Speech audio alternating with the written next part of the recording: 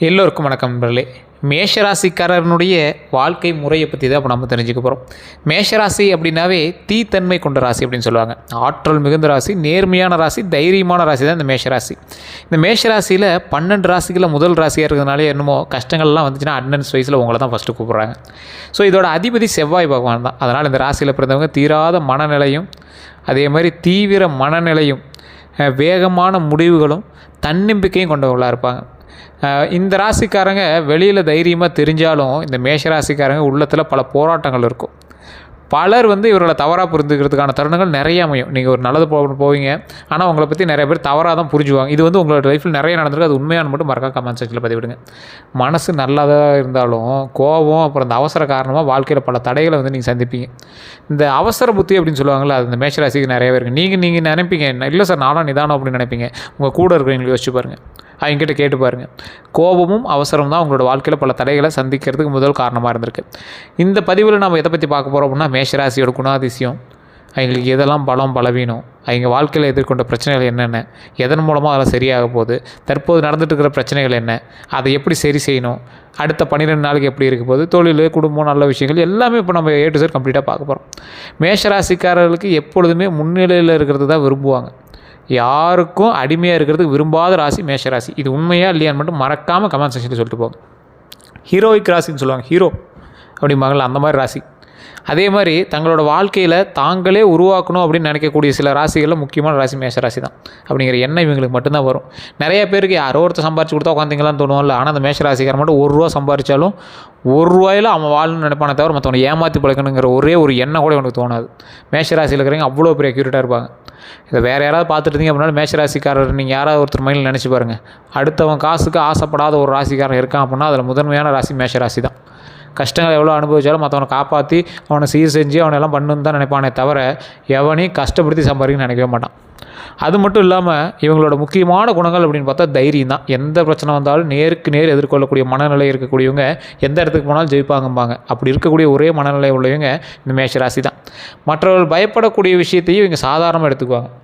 அது இப்படி சரி பண்ணிடலாம்டா, அப்படி சரி பண்ணிடலாம்டா, அதுக்கு ஐடியாஸ் இருக்கோ இல்லையோ, ஐடியாஸ் உருவாக்கக்கூடிய ஒரு தைரியம் இருக்கணும்ல, அந்த தைரியம் இவங்ககிட்ட தான் இருக்கும். நேர்மையானவங்க அப்படின்னு சொல்லுவாங்க.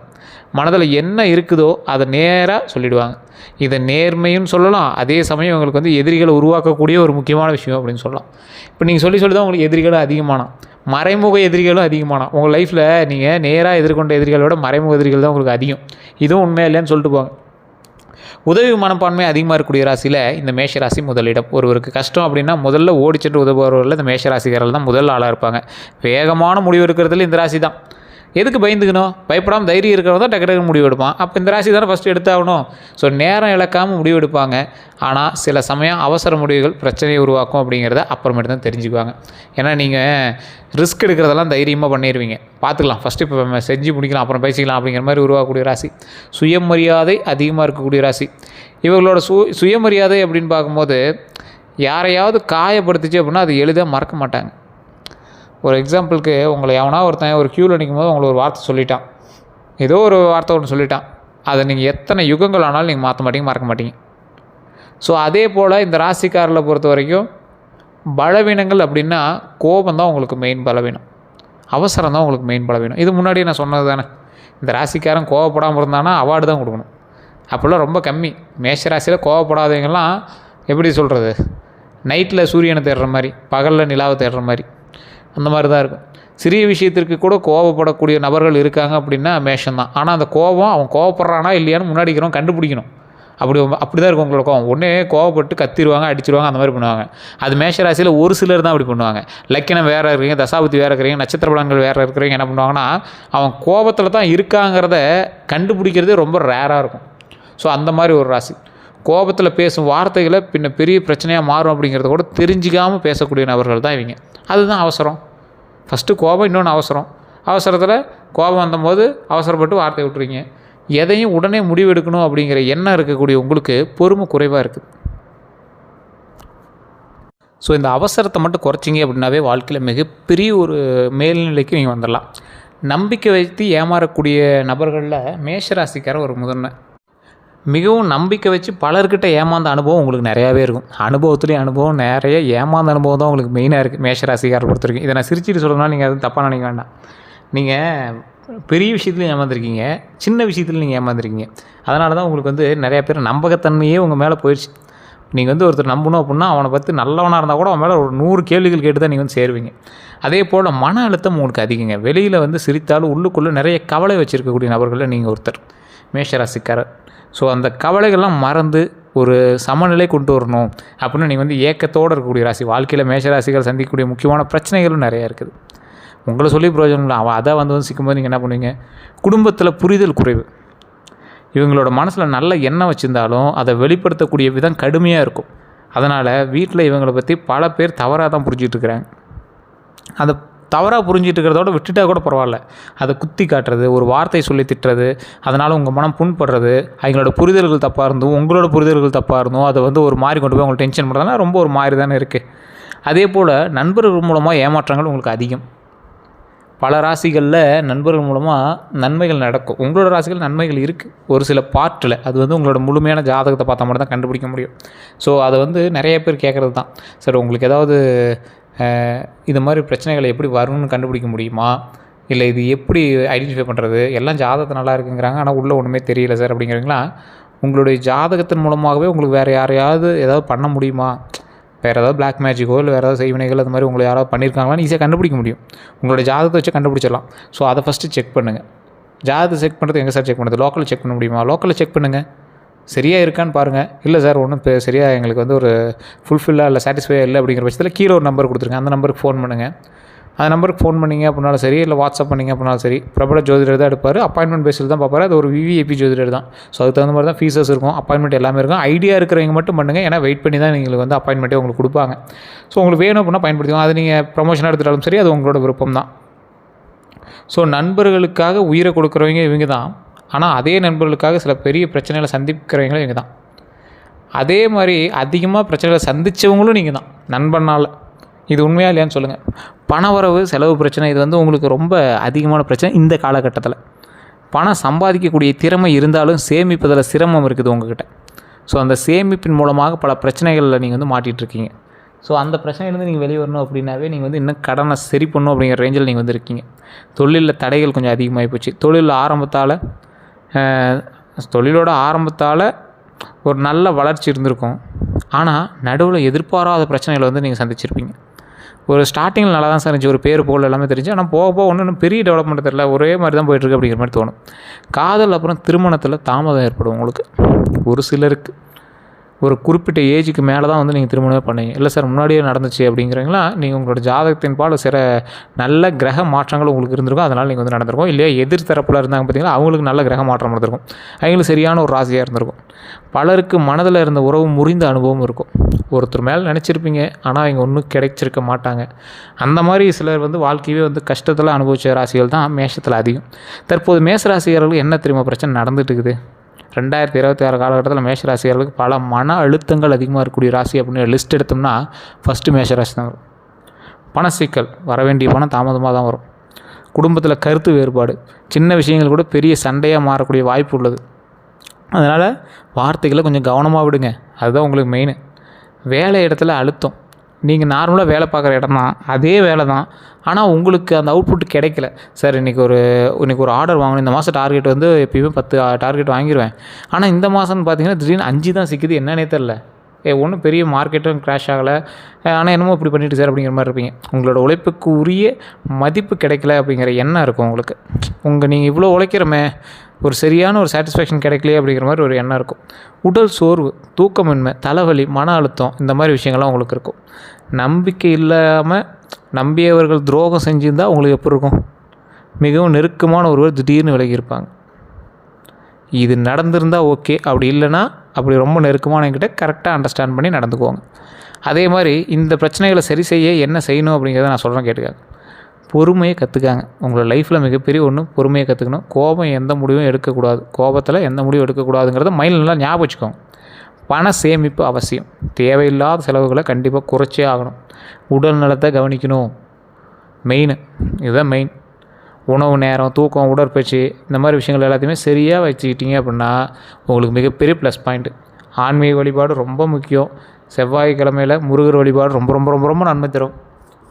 முருகர் அப்படின்னாவே உங்களுக்கு தான் ஸோ முருகனுடைய ஆஸ்தான ஒரு சில ராசிகளில் நீங்களாம் வந்து முதலிடம். ஸோ அந்த மாதிரி இருக்கக்கூடிய முருகர் வழிபாடு நீங்கள் பண்ணிங்க அப்படின்னா மிகப்பெரிய நன்மை உண்டுங்க. புதிய கூட்டாண்மையில் கவனம். அதாவது எவரையும் உடனே நம்பி பணம் அல்லது பொறுப்புகளை வந்து கொடுக்க வேண்டாம். புதுசாக வேலைக்கு சேர்ந்துருக்கான், அவன் நம்பி ஒரு கடையை உட்கார வச்சுட்டு கொஞ்ச நேரம் பார்த்துட்டு வரான் அப்படின்னா விடக்கூடாது. புதுசாக ஒருத்தன் வந்து அமௌண்ட் கேட்குறான், ஒரு நண்பன் மூலமாக அவனுக்கு அமௌண்ட் கொடுக்கலன்னா கொடுக்கக்கூடாது. உடனே உங்கள் நண்பன் வந்து அமௌண்ட்டு கேட்குறான், ஒரு பல்கான அமௌண்ட்டு கொடுத்துருவாங்கிறான், நம்பிக்கையானவன் தான். இருந்தாலும் இந்த டைம் கொஞ்சம் எச்சரிக்கை தான். ஸோ அடுத்த 12 நாட்கள் நீங்கள் என்ன செய்யணும் செய்யக்கூடாதுங்கிறதையும் நான் சொல்கிறேன், கேட்டுக்கோங்க. முதல் 3 நாள் மனதில் குழப்பம் இருக்கும். சில பழைய பிரச்சனைகளை மறுபடியும் பேச ஆரம்பிப்பீங்க, இல்லை வேறவங்க மூலமாக அது உங்கள் காதுக்கு வரும். அந்த இடத்துல கொஞ்சம் நிதானமாக அமைதியாக அதை கேட்டுட்டு மட்டும் விட்டுருங்க. ஸ்டெப்போ வாயை திறந்து பேசுகிறது கூட கூடாது. 4 to 6வது நாளில் திடீர்னு ஒரு நல்ல தகவல் வரும். பணம் வரவு சிறிது அதிகரிக்கும். பெருசாக இருக்காது. ஓரளவுக்கு அப்படியே ஒரு மெயின்டைன் பண்ணுற அளவுக்கு இருக்கும். பெரிய ஒரு இதெல்லாம் இருக்காது. 7 முதல் 9வது நாள் வரைக்கும் குடும்பத்தில் அமைதி திரும்பும். நீண்ட நாட்களாக பேசாமல் இருந்த ஒருவர் மீண்டும் தொடர்பு கொள்வாங்க. ரொம்ப நாளாக பேசாமல் இருந்தீங்க, உங்களோட எக்ஸாக இருக்கலாம், நண்பனாக இருக்கலாம், குடும்பத்தில் யாராவது ஒரு ஆளாக இருக்கலாம், பேசுவாங்க. 10 முதல் 12வது நாளில் தொழில் மற்றும் வேலை தொடர்பான ஒரு முக்கியமான மாற்றம் ஏற்படும். சிலருக்கு புதிய வாய்ப்பு கிடைக்கும். அந்த புதிய வாய்ப்பு உங்கள் லைஃப்பில் மேலே கொண்டுறதுக்கு பல உதவிகளை தரும். மெயினான ஒரு விஷயமாகவும் இருக்கும். அதே போல் நிறைய பேர் இந்த 2026 பிறந்தோடனே நிறைய சொல்லியிருப்பாங்க, மேஷராசிக்கு அப்படி இருக்க போது இப்படி இருக்க போது, தமிழ் புத்தாண்டு பிறந்துச்சு அதுலேயும் அப்படி இருக்க போது இப்படி இருக்க போது, மேஷராசிகளோட இன்றைய நிலை என்ன வச்சு கழுவி ஊற்றிட்டு இருப்பீங்க கமெண்டில். இவ்வளோ சொல்கிறீங்க, என்னையா நடந்துச்சு, எவ்வளோ கஷ்டத்தை அனுபவிச்சு தெரியுமா, எவ்வளோ பண கஷ்டம் எவ்வளோ மன கஷ்டம் தெரியுமா, கடனை கட்ட முடியாமல் எத்தனை பேர் தெரியுமா டென்ஷனில் சுற்றிட்டு இருக்கிறோம், இஎம்ஐக்கே சரியாக போய் வர காசுலாம், அதுலேயும் இப்போ எல்லாத்தையும் விலைவாசி ஏற்றிவிட்டான். ஓரளவுக்கு வருமானம் 10,000 மேலே 1000 வருமானம் வரும்னு பார்த்தா 15,000 பக்கமாக செலவே ஆகிட்டு இருக்குது, என்ன பண்ணுறது அப்படிங்கிற மாதிரி தான் உங்களோட கேள்வி இருக்கும். எவனாவது சொன்னதை யூடியூப்பில் சொன்னது நடந்திருக்கா, நீ சொன்னது மட்டும் எப்படி நடக்கும்? சார் இப்பயும் சொல்கிறேன், இப்போ நான் சொல்கிற விஷயங்கள் எல்லாமே முழுமையாக நடந்திருந்தது அப்படின்னா நீங்கள் எங்கேயோ இருந்திருப்பீங்க. காரணம் என்ன அப்படின்னா, உங்களுக்கு வந்து ராசி மட்டும்தான் மேஷம், மீதி ஒன்றும் கிடையாது.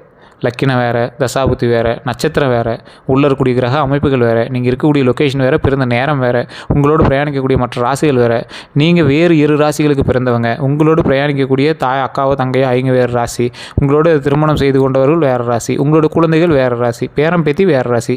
அப்போ எப்படி ஒரே மாதிரி எல்லாத்துக்கும் இருக்குன்னு நீங்கள் ஆசைப்பட்றீங்க? அப்போ உங்களுக்கான மேனுவல் புக்குன்னு ஒன்று இருக்கும். உங்களோட மேனுவல் புக்கு என்னது? உங்களோட ஜாதகம் தான். அதுதான் பேசும். இப்போ நான் சொல்கிறதெல்லாம் ஒரு 50 to 60% தான் உங்களுக்கு பலிக்கும். 60 to 50% தான் உங்களுக்கு வந்து இருந்திருக்கும். நான் சொன்னதில் உங்களுக்கு மேட்ச் ஆகிறது அவ்வளோ இருக்கும். அது உண்மையாக இல்லையான்னு சொல்லுங்கள்.